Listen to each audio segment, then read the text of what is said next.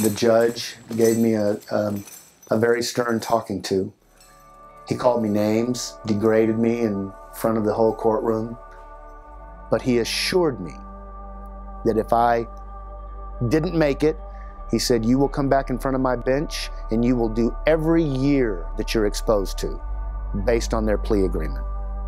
Now get out of my courtroom. And I did. And thankfully, I never saw him again. Until, coincidentally, he showed up at a tree lot to buy a Christmas tree. I'd already done my 2 years. I was clean. I wasn't exposed to that prison term anymore. And I was the cashier at a tree lot. And he walked up and I recognized him and he handed me a check, and that's when I knew it was him. And I said, Judge, do you remember me? And he didn't, and I reminded him who I was, and then he did. And I thanked him for the opportunity and told him that I'd fulfilled the obligation that he demanded that I fulfill, and that I decided to stay to help other people that were in as much trouble as I was. And he asked me to come outside, and I did, and he shook my hand and gave me a hug. And that's the last time I saw him. It was crazy. True story.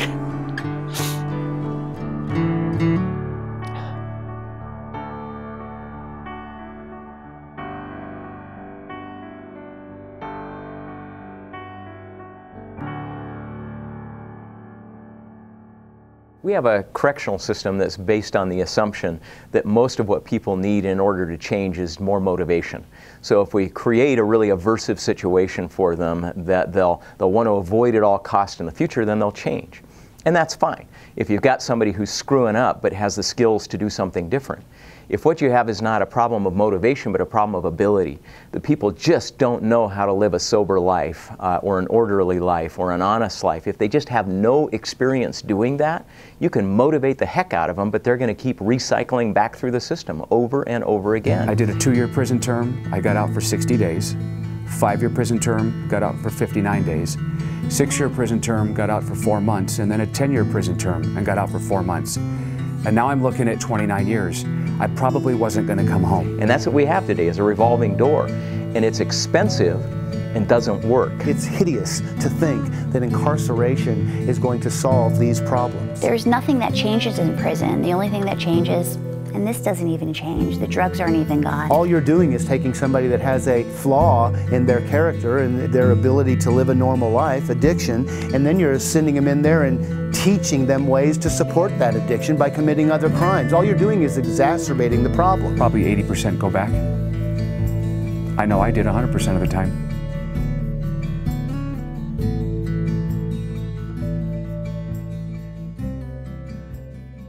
The long-term goal of the Other Side Academy is that every single person on the planet who is ready to change their life has the tools to do it. There really is no comparison. You're almost guaranteed of recidivism if you go to prison. I mean, I think it's, you know, some people say it's 70 or 80%. It's almost the exact opposite of the figures that I just gave you for our success rate. Wanting to change, saying that is easy. But when those times arise, those tough times, and actually putting in the work and swallowing your pride and doing the things necessary to change, paints the horse a whole nother color. When you get strung out on heroin, and it's just all consuming, you can't do anything. I mean, you just completely taken hostage by it. You wake up in the morning and you're got to just go and get your fix. I knew I was stuck. I knew I was in big trouble. I stole from everybody under the sun. I'd borrow money from the neighbors. I'd lie to whoever I could to continue to get high and fulfill my need. It was a horrible way to live, horrible way.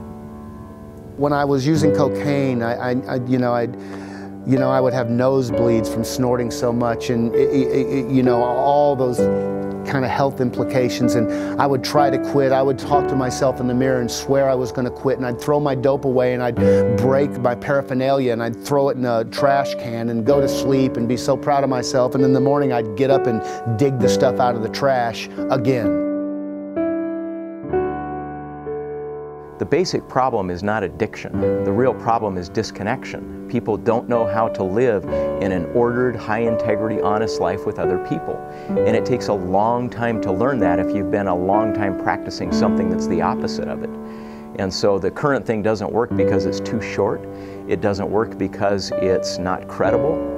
It doesn't work because oftentimes it's designed based on a funding model rather than the need of the participants. Most people who go to your 30-day and 60-day and 90-day spin dry programs, they're called that because you're going in and out of them repeatedly. They're very, very low success rate. Maybe 10, 20% learn what they need to learn in one of those programs and succeed, but very few. You can use the ball joke again if it's important to you. About 10 years ago, as part of my professional research, I became familiar with just a remarkable place that's taken this therapeutic community concept and made it about as perfect as you possibly can. Under normal circumstances, I usually have Alan doing the secretarial work. There's a complicated answer and there's a simple answer. But the short answer to the question of why this works is because it's long and it's real. Their approach there and the way things were being done there were giving me more results than any other place I had ever been. People started to trust me, and that made me feel good. I was learning how to be more like, you know, the kind of people in my life that I admired and respected and were role models to me. It allows you to stay in a mode of practicing new behaviors until they go to the marrow of your bone. And sometimes that takes years and years. Some people will stay at the Other Side Academy for 4 or 5 years, sometimes longer. But they stay as long as it takes until they get it, rather than until the funding runs out. I started believing in myself again. And I realized I can do this.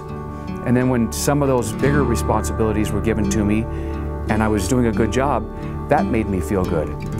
So I started to believe in myself. And I thought, you know, I can do this. And I think I can do this without getting in so much trouble. Now I am honest. I'm a hardworking, loyal person. I'm a person that has integrity. I'm motivated, determined. I'm a hard worker. I love helping other people. It's become a labor of love for me. I feel like it's something that I'm good at. I'm a person that takes my word seriously. I'm kind, compassionate, loving. And I'm a person that's about something. And that set a whole sort of chain of events in motion that then captured my imagination and my wife's such that we realized this needs to be here. Welcome to the Other Side Academy. This is the front of our home. This is probably where a lot of the potential students or residents will come initially, but of course we'll ask them to go around to the other side. That'll be actually the entrance where the bench is at. Humbling, and it gives me goosebumps thinking about what we might be able to achieve. This is where we'll park all of our Other Side Academy vehicles as well as our own. We're getting proposals to get the roof done. We're going to get the entire roof repaired. If you were here last Saturday, this whole half of the tree covered the, I don't know, this whole part of the parking lot. Got up into the tree, brought it all down, and about 8 hours later we were all dead to the world, tired, and we still have some of the bigger rounds here we need to get picked up. This is basically the front of our home. So this room is called the parlor. We'd make this room our office space. Moving company would be based out of here. Finance would be based out of here. Our legal department would be based out of here. We just set up a desk in whatever way would work the best and have our offices here. This is what we call the freshman dorm. So this room is going to serve as our quorum. Right now we're just trying to get all these rooms ready. This one happens to be mine. And we're getting everything cleaned up, all the window seals, the little refrigerator, cleaning up in the bathroom, getting the floors clean, the walls clean, all of these walls clean, window seals clean, the windows clean, the carpet clean. Just get everything ready for people to move in. That's what we're doing now. Is this the final draft that we're going to be using to send out to people that are inquiring about? I haven't seen it yet. No. Take a look at it and see what you think. The Other Side Academy is a non-profit re-educational facility for men and women who have hit rock bottom, usually from a lifetime of addiction and criminal behavior, who now want to learn a better way to live. The Academy is available for these men and women pre- and post-sentencing.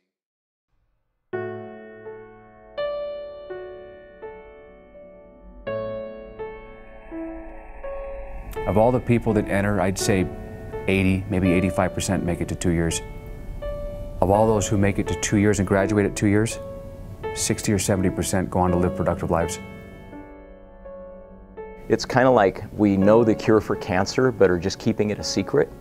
We've known for decades how to help people to literally transform their lives, but just haven't made it accessible to the millions and millions who need it, and that's what we want to do at the Other Side Academy. We believe that changing from the outside in is a good place to start. You know, we're going to take that image that you have of yourself and we're going to take it away from you. We're not going to let you grow the mohawk. We're not going to let you grow the Fu Manchu mustache. We're not going to let you do all those things that you associated with prior to getting there. We're going to let you build a new image, but your image is going to be built from you going forward, not who you thought you were when you got there. The core things that you cannot do that will get you expelled from the Other Side Academy are violence, threats of violence, or use of drugs or alcohol. Those things will get you kicked out. Zero tolerance. Obviously, if there was any violence, you're gone.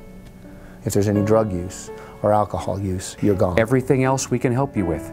After all, those are the things that got you in trouble to begin with. When you do the right thing and you're participating and you're changing and you're applying yourself, there are rewards that come along with that. If you desire to become a member of TOSA and you are in jail, you can write us a letter. We'll come and interview you. If you want to become a member of the Other Side Academy and you're not in jail, you can just walk in for an interview. That's the first step. We want to see if the person is willing and is at a point in their life where they're really ready to do whatever it's going to take. Do you care about your family no matter how badly you've treated them? Do you care about yourself, or have you given up? What I'm looking for in the interview is a soul. It's amazing how many years I did in prison and it never taught me to tell the truth. Get to a place like the Other Side Academy where my peers hold me accountable and I can't get away with anything, and I learned everything I had forgotten. So the first business will be a moving company. That one's important because it's an opportunity for people with very little skill to start with to just work really hard and stay out of their heads, which is a dangerous place to be for the first few months. You know, if you're lazy, we're going to teach you to work. Doing the right thing over and over again. It's so subtle, but all those little subtle experiences, they build up and you just start to feel different. You may not graduate from the Other Side Academy and go get a job at a moving company or go to a restaurant and get a job as a culinary artist. You may go get a job someplace that you've always wanted to work prior to you destroying your life. So it's more important than the actual job skills you learned at the Other Side Academy. It's the fact that you learned how to learn. That you learned how to get up every day, go to work, have a good attitude, do as you're asked, go to bed and do it again the next day. So you can leave and go get a job anywhere you want and you'll be a success.